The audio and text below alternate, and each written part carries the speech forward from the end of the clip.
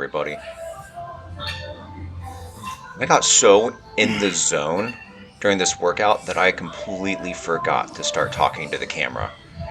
So I'm doing a voiceover so that you don't have to sit and listen to me grunt with some crappy gym music in the background. For this chest workout, I started with a slight incline dumbbell press. After I warmed up. If you want to see how I warm up, I'll do another video. But the things I want to point out here is that my warm up is essentially pyramiding up in weight. I think I did 20s, 40s, 60s, and 80s, and I did like a 10, 8, 6, 4 concept. So that'll get me up to my working weight, which we'll get to later.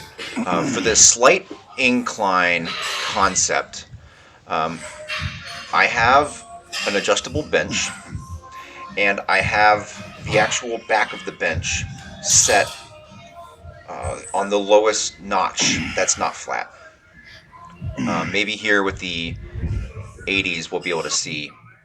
Yeah, you can kind of see how I've done this here, and then I've also put 25-pound plates under the feet so that I'm inclined but at a very low angle. So here's my last warm-up set with the 80s for 4 reps or so.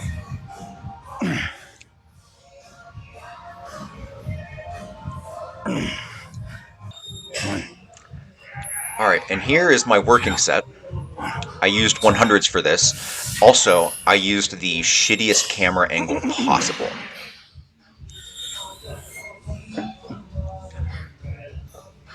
So I like this, right? You can see that my elbows are getting about down to 90 degrees or parallel or whatever, and I'm pausing before I press back up. I was going for anywhere from 8 to 12 reps, and I think I did like 10 good reps, and then rep 11 and 12 are a little questionable, but I got them.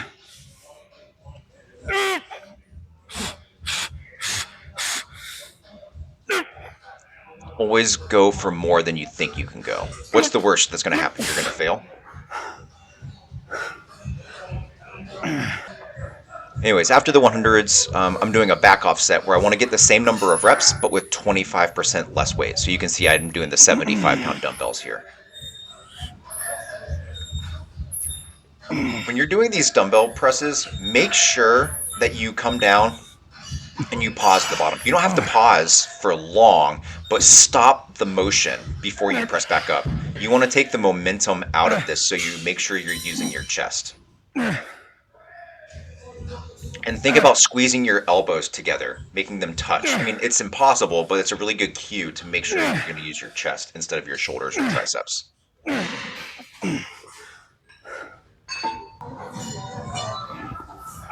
Next, I'm hitting up this hammer machine. This machine is so humbling. So as you could see, I can press the 100-pound dumbbells with pretty good control. That weight is not controlling me. But when you get on this machine, it is a whole other level. So as you can see here, I have, 80 pounds on each side. The arms might weigh something like 5 pounds, so maybe it's 85 pounds each side. But this is my top set. I think I was going for mimicking the dumbbells, meaning 8 to 12 reps. Really controlled and squeezing. I think maybe I got 9 here. But the point is to control. Big chest. Squeeze your chest. Don't just move the weight. And if that means you have to do less weight, then do less weight. My back off set is not really a back off set. I'm going to turn this into a drop set, which is why I'm doing 70 pounds instead of less than. So we're going to do 70 pounds here, and then we're going to take off the 25s and just do the 45-pound plate each side.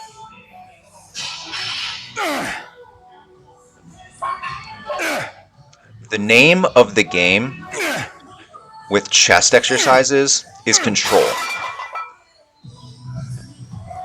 You want to, like I said earlier, you want when you start at the bottom, you want to have no motion. You don't need to pause for a count of 2. Just stop the motion and then push forward and hold the contraction for a beat. It also doesn't need to be for very long, but you want to stop the motion. And you want to control the weight back down. And do it over. Do that until you can't do that anymore.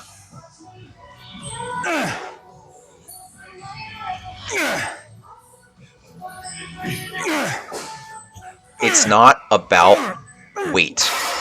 It's about effort and tension. Anyhow, now I'm coming over into my power movement. This is the incline bench press, and I wanted to do 20 reps over a certain number of sets with my body weight. So that you understand, that's 205 pounds I have on the bar there. I ended up doing 4 sets of 6. Now, I'm doing this the way that John Meadows taught me how to do it. He didn't teach me. I watched his YouTube videos, right? You don't have to come all the way down and press the bar to your chest. Come down to like where your elbows make a 90-degree angle, or they're parallel with where your shoulder plane is, right? That might be where the bar is like around your chin.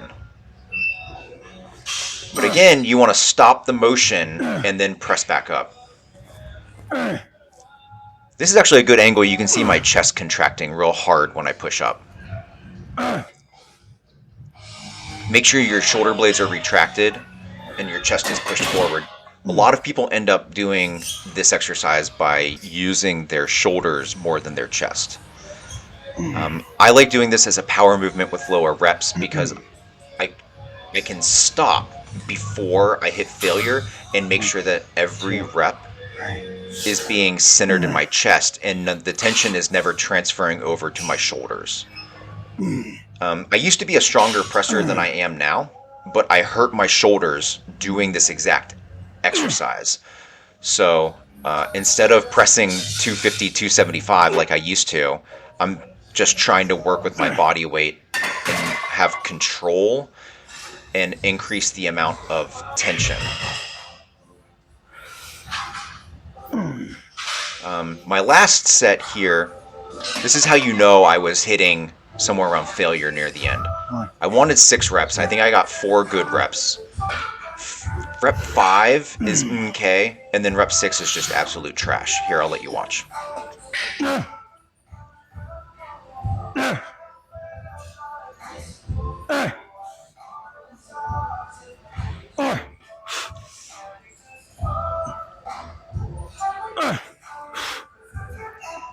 One, two, right.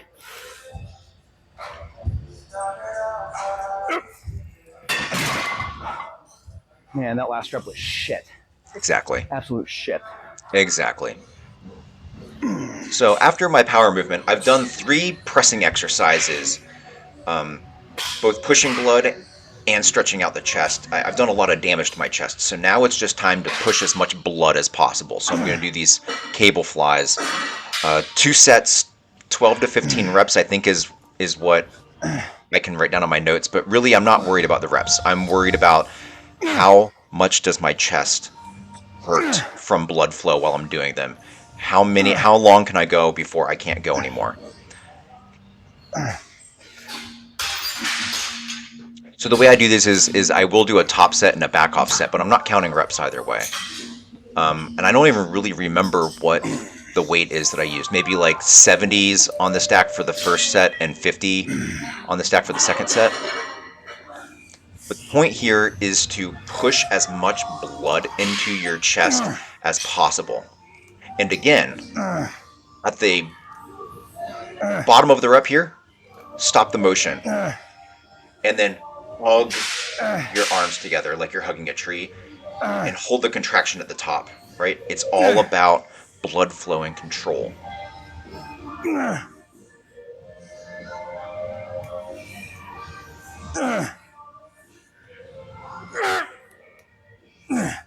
if you want to keep pushing blood, do some presses at the end.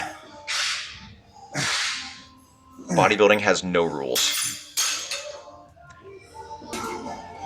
But a rule of thumb I like to follow is after you've pushed as much blood into a muscle as you can, you've done as much contraction as you can, stretch it out.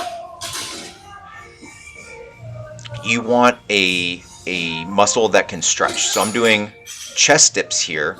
The apparatuses where you can just use your body weight were taken, so I'm opting for the machine. I'm not a huge fan of this machine. It's not very ergonomic with my structure. I don't feel like my elbows can go wide enough for me to get a really good stretch. But it does the job in a pinch. I just did one set here. Really, if you're fully pumped and you can't move weight anymore, you only need one set that'll like be an effective stretch for your chest. And after you've done all the stretching you can, go do some posing. Posing is very underrated. It's a very useful tool, especially when you're fatigued and pumped. You can really feel the feel the posing, feel the contraction. Also, because you're full of blood, you'll be able to see things better. So, for example, if you look at my physique, I need more upper chest. I have a good upper chest, but I need a little bit more shelf. And I don't know if this is possible with my genetics, but I need more sternal insertion thickness.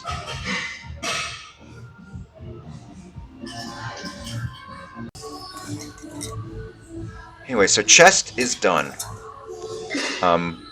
When you're working your chest, you're also working your shoulders and your triceps. So I like to finish my chest workouts at the moment with some tricep and shoulder work. So I did some tricep pushdowns. 3 sets maybe. And I was going heavy-ish, as you can see with the stack. Wasn't really counting reps. I think I was trying to get anywhere from 10 to 15 reps, not really paying much attention. But I wanted to do 3 sets here just to push blood into my triceps. You don't need to do enough weight where you're only getting 6 reps and you're really pushing the weight, because you've already done that. Like I did that with the incline bench press, right? So this is more about squeezing and having a full range of motion with your tricep. Make sure you come all the way up to 90 degrees with your elbows or higher and go back down.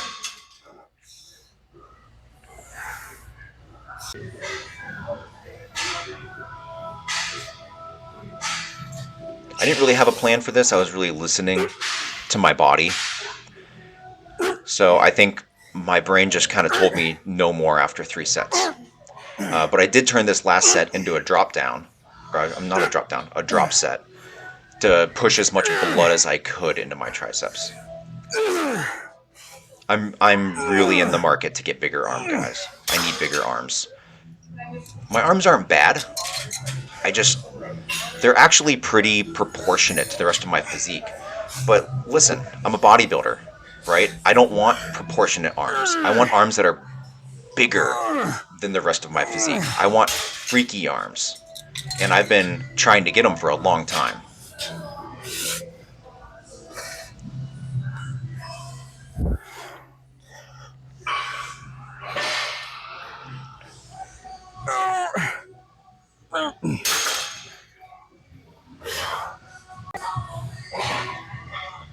And just like I mentioned with chest, when your triceps are pumped, do some stretching. So these are overhead tricep extensions. I just did 2 sets. And I think the reason I did 2 sets is I wasn't very happy with this first set. So I did a second set to like feel better about it.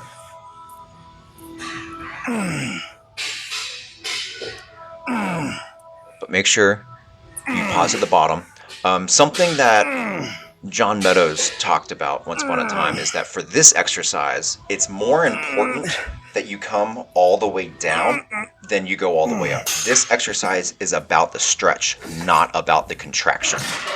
So just because you can't finish the rep all the way up, keep going until you can't move anymore, because it's about the stretch, not about the contraction.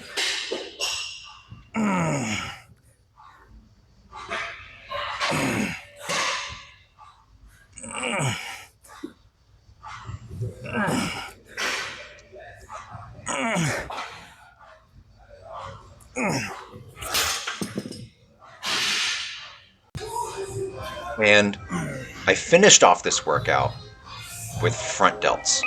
A little bit of side delts, a little bit of rear delts, because your delt, all three heads of your shoulder work in concert. I did 4 sets here, and I think I was going for 15 reps per set. I was doing multiple angles. So this first set, I just did 2 angles, and that kind of sucked. But the idea here is to hit your shoulders from multiple different angles, to try to get the striations, work different muscle fibers, etc.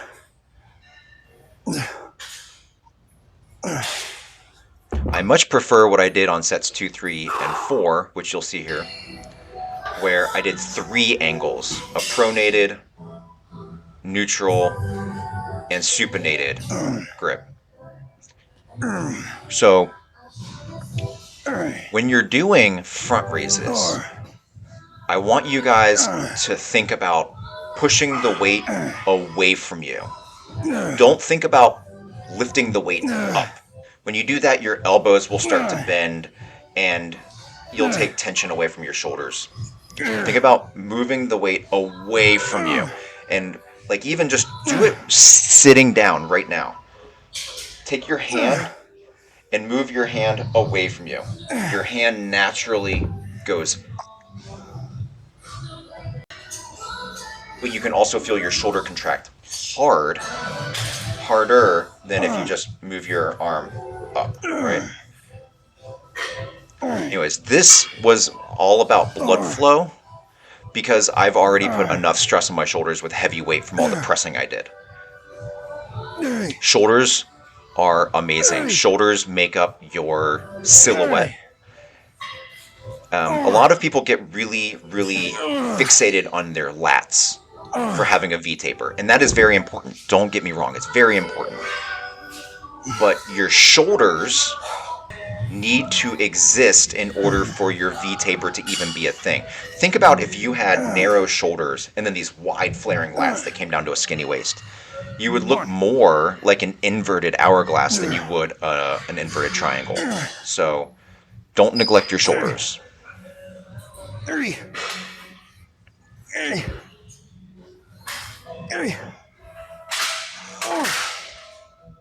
Anyways, I'm out for this workout. Hope you enjoyed. Thanks for watching.